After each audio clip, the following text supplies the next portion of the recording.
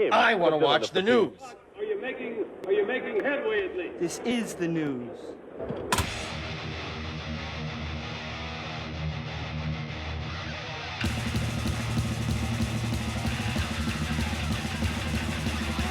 Schmack-a-McGobbin, oh my God, Kiss! Gene Simmons has placed blame squarely on music fans for the current state of the industry. He argues that streaming culture has devastated musicians' ability to earn a living, as reported by Music Radar. Simmons addresses the challenges facing new bands in today's streaming. The landscape is insane. He also discussed the economic realities of modern music and distribution. He says, a lot of bands unfortunately are caught in a catch-22.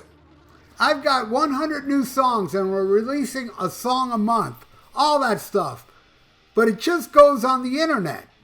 And they hope people stream it amongst hundreds of millions of other choices. And even when it's streaming, you have to get 1 billion streams to make what? 10 or 20 grand? It's the new bands out there. They're all being shortchanged. There is a minimum wage in most industries. If you're a construction worker, you're guaranteed a certain amount.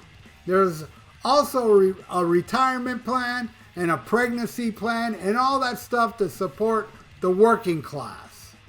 But there is no minimum wage for songwriters and bands. In fact, it's the Wild Wild West. It's not even a penny. It's something like 1/100th of a penny per stream. It's insane. And those whose fault is it? The answer is the fans. It wasn't the corporate world because they were giving us money. No, it was the fans who decided to break into the supermarkets and just take whatever they wanted without paying for it. So the farmer's out of business, the trucks that you bought, everything to the market are out of business. The supermarkets that were all 24 hours a day are out of business. All out of business because people decided, I'm going to have fruits, vegetables, a quart of milk, and walk out. And I'll pay something. Here's a penny. That's how old Gene gets in the press, by doing interviews like this. And even though I agree with some of it, yes, it's impossible for bands to get out there and make any money, make a living in America. Are you high? It ain't going to happen unless you already have a huge following and you've been around for over a decade. There I can understand. But in the U.S., rock is dead. It's been dead forever. Everybody's saying it's alive and well. No, it's alive and well in Europe and South America. A lot of those places bands go over there and play big venues. They come down here and they play clubs. You know, I'm talking about huge bands from Europe and stuff, the headline festivals. They come down there and Saxon played like, a mid-sized place, and even that wasn't that packed, And Gene keeps blaming it on the fans. This is a guy that's always like, the fans are my boss. I respect my fans. No, you don't. And it's not because of this interview you don't respect your fans. Come on, man. Anyway, so, yeah. Blame the kid that downloaded stuff back in Napster 20 years ago. Yeah, let's keep blaming them. And then he's like, well, the corporation's cool because they pay us. Well, the corporation's what runs Spotify now that pay these bands peanuts. And you're complaining about other shit, how, because they don't make no money. Of course they don't, because it's dead. It's dead here. I know a lot of people don't want to admit it. Because you bought that record from that new rock band that sold about 10,000 copies. In this day and age, that's really good. But, in planet Earth, you can't live off that type of money. You just can't. And the times have changed. Gene Simmons still, he's yelling like some guy maybe in the 60s yelling at hippies about Frank Sinatra, You're ruining music and blah, blah, blah. Music has been doomed forever, man. And there's nothing new that's popular, that's good, in my opinion. Everything's garbage, what I hear. I hear no rock music. And I even hear these rock bands that, people praise, they'll bring rock back. Remember Greta Van Fleet?